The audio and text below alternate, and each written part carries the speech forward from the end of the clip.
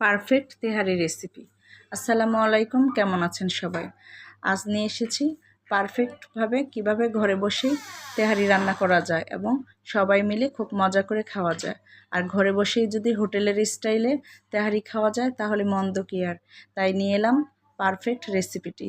প্রথমে আমি হাঁড়িতে তেল গরম করতে দিয়েছি, তারপরে পেঁয়াজের বেরেস্তা ভেজে নিচ্ছি। আর পেঁয়াজের এই বেরেস্তাগুলি যদি আগে ভাজা থাকে, পরবর্তী ডেকোরেশনটা আপনি খুব সহজেই করে নিতে পারবেন। আমি হাঁড়িতে গরম করা তেলের মধ্যেই দিয়ে দিচ্ছি আলুগুলি আগে আমি কেটে লবণ এবং একটু খাবার রং দিয়ে মেখে রেখেছিলাম সফট হওয়ার জন্য। তারপর গরম তেলে দিয়ে হালকা আঁচে রেখে ভেজে নিব। এখানে বেশি জোরে জাল দিলে আলুটা পুড়ে যাবে, বাট সিদ্ধ হবে না। তাই অল্প তাপে আলুগুলি ভেজে নিব।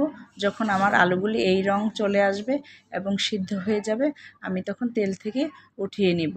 আর যে কোনো খাবারই পারফেক্টভাবে যদি কুক বা রান্না হয় তাহলে কিন্তু খেতেও খুব সুস্বাদু লাগে। তারপর আমি আমার গরম করা তেলের মধ্যেই আমি গোশগুলি দিয়ে দিচ্ছি। যেহেতু আগেই কেটে ধুয়ে ঝরা দিয়ে রেখেছি, তাই আমি দ্রুতই দিয়ে দিতে পারলাম। এবার আমি দিয়ে দিচ্ছি পরিমাণ মতো মশলাগুলি। দিয়ে দিলাম রসুন বাটা, আদা বাটা এবং স্বাদ মতো লবণ। তার মধ্যে দিয়ে দিব, আর যেহেতু আমার এটা গরু গোশ, তাই একটু আমি আদার পরিমাণটা বেশিই দিচ্ছি।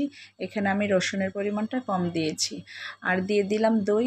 পারফেক্ট দই না হলে আসলে স্বাদটা ঠিক মতো আসে না।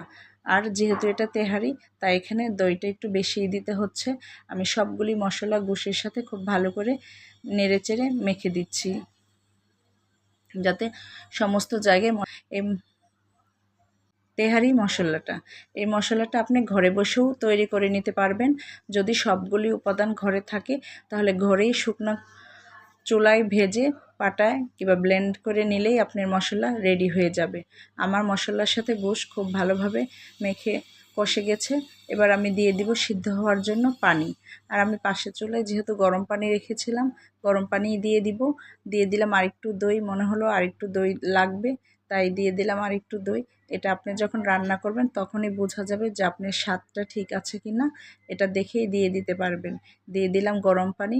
যেহেতু সিদ্ধ একটু তাড়াতাড়ি প্রয়োজন, কিংবা গরম পানি দিলে রান্নাটা পারফেক্টভাবে খুব দ্রুত হয়ে যায়, তাই আমি গরম পানি দিয়ে দিলাম। এবার আমি সিদ্ধ হওয়ার জন্য ওয়েট করতে থাকবো। এবার আমি চাল ধুয়ে ঝরা দিয়ে দিব। এদিকে আমার গোশ সিদ্ধ হয়ে পানি কমে গেছে। এর মধ্যে এবার আমি দিয়ে দিব আমার ধুয়ে ঝরা দিয়ে রাখা চাল। যেহেতু আমি এটা হোটেলের স্টাইলেই করব, তাই আমি পানির মধ্যে একসাথে গোশের সাথে চাল দিয়ে সিদ্ধ করব। আর এই স্টাইলে রান্না করলে আপনি পরবর্তীতে আর মাখানোর গোশ রাইস মাখানোর ঝামেলাটা থাকে না। একসাথেই আপনার সিদ্ধটা হয়ে যায়, আর খেতেও অন্যরকম একটা স্বাদ চলে আসে। এবার আমি গরম পানি দিয়ে দিলাম। সিদ্ধ হওয়ার জন্য ওয়েট করতে থাকবো, এবং পানিটা একটু পারফেক্টভাবেই দিতে হয়।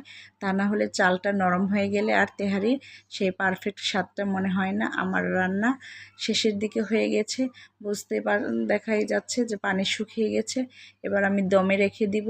আর দমে রাখাতেই এই যতটুকু রান্না বাকি আছে সিদ্ধ হওয়া, এটা কমপ্লিট হয়ে যাবে।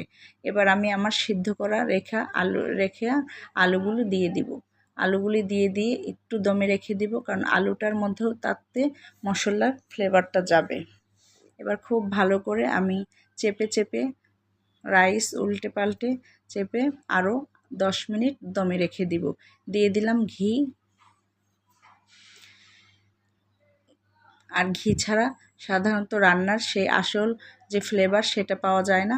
এবার আমার ভেজে রাখা বেরেস্তাগুলি দিয়ে দিব কাজু, কাঠবাদাম, পেস্তা বাদাম কুচি করে রাখা, দিয়ে খুব ভালো করে নেড়ে চেড়ে আমি আমার রান্না কমপ্লিট করব। বাস, হয়ে গেল আমার মজাদার সুস্বাদু তেহারি। ইনশাল্লাহ আপনিও আমার রেসিপিটি দেখে ঘরে বসেই রান্না করতে পারেন এই মজাদার খাবারটি। সবাইকে ধন্যবাদ। সবাই ভালো থাকবেন। আল্লাহ হাফেজ।